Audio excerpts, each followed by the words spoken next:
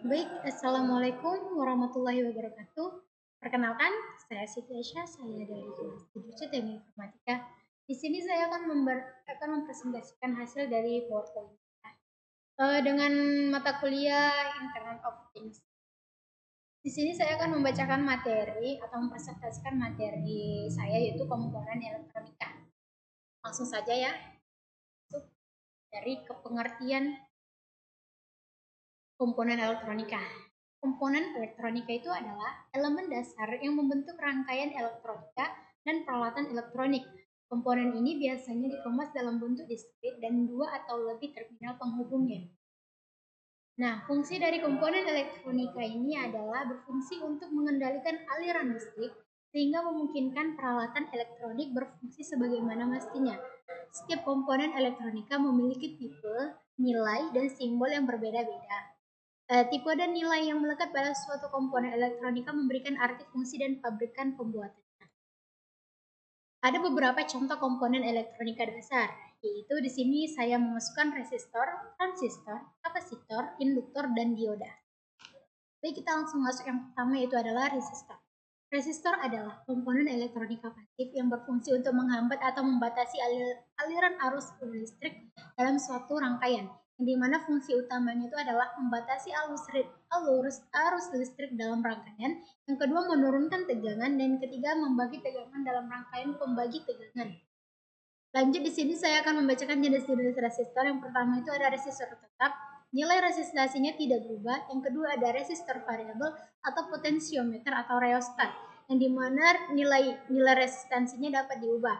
Dan yang ketiga itu ada resistor khusus, yang dimana termistor atau sensitif terhadap suhu, fotoresistor atau sensitif terhadap cahaya.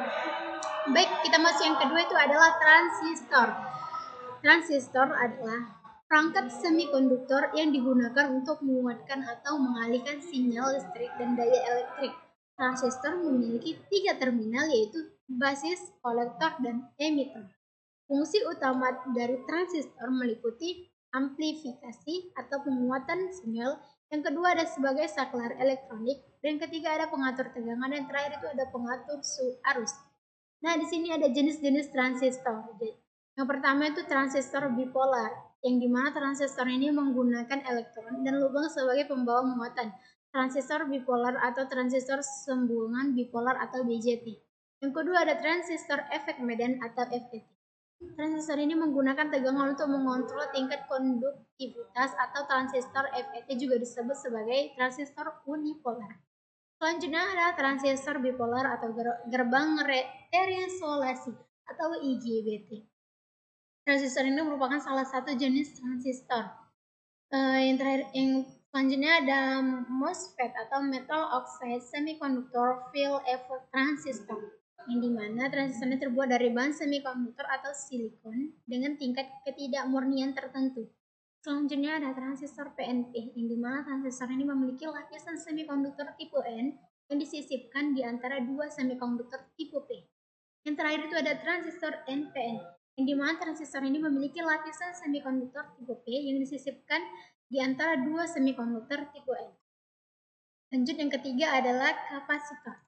Kapasitor adalah komponen elektronik pasif yang digunakan untuk menyimpan energi listrik dalam bentuk medan listrik. Struktur dasar kapasitor terdiri dari dua pelat konduktor yang disebut elektroda, yang dipisahkan oleh bahan isolator atau dielektrik. Kapasitor memiliki kemampuan untuk menyimpan muatan listrik ketika diberi tegangan.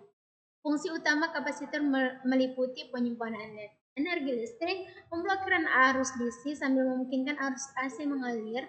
Ketiga ada pengaturan waktu dalam rangkaian. Yang terakhir itu ada perataan tegangan dalam power supply. Nah, di sini ada jenis-jenis kapasitor. Yang pertama ada kapasitor keramik, yang dimana ukuran kecil, murah, cocok untuk rangkaian frekuensi tinggi. Yang kedua itu ada kapasitor film, yaitu dia lebih stabil dari keramik, cocok untuk filter audio, jenisnya polypropylene atau polyester. Yang ketiga ada kapasitor variabel, yang dimana kapasitasnya ini dapat diubah, contoh kapasitor timer atau kapasitor stunning radio. Yang terakhir itu ada kapasitor mika, di mana sangat stabil atau presisi tinggi, tahan panas, cocok untuk rangkaian frekuensi tinggi dan aplikasi militer. Yang keempat itu adalah induktor. di mana induktor itu adalah komponen pasif dalam rangkaian listrik yang menyimpan energi dalam bentuk medan magnet.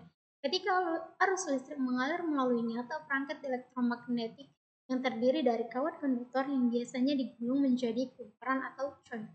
Fungsi utamanya itu adalah menyimpan energi dalam bentuk medan magnet dan menahan perubahan arus listrik yang mengalir melaluinya. Prinsip kerjanya ini adalah ketika arus mengalir melalui induktor, medan magnet terbentuk di sekitarnya. Jika arus berubah, medan magnet juga berubah, menginduksi gaya elektromotif atau GM yang melawan perubahan arus tersebut. Nah, di sini ada jenis-jenis induktor. Yang pertama ada air core atau inti udara, yang kedua ada iron core yaitu inti besi, yang ketiga ada ferric core, dan yang keempat itu ada toroidal. Lanjut di sini ada yang kelima itu adalah dioda. Fungsi utama dari dioda ini adalah komponen semikonduktor dengan dua terminal yang memungkinkan arus listrik mengalir hanya dalam satu arah. Dioda adalah komponen elektronik yang memiliki peran penting dalam banyak rangkaian, atau dioda adalah komponen semikonduktor dengan dua terminal yang memungkinkan arus listrik mengalir dalam satu arah. Fungsi utamanya adalah untuk mengarahkan arus, yang berarti mengubah arus bolak-balik AC menjadi arus searah DC. Fungsi utamanya adalah untuk mengarahkan arus yang berarti mengubah arus bolak-balik AC menjadi arus arah DC.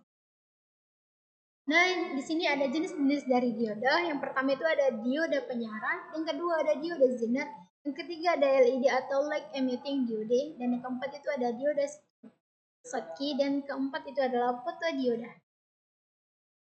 Nah, terima kasih. Mungkin itu saja dari presentasi dari PPT saya. Lebih dan kurang saya mohon maaf.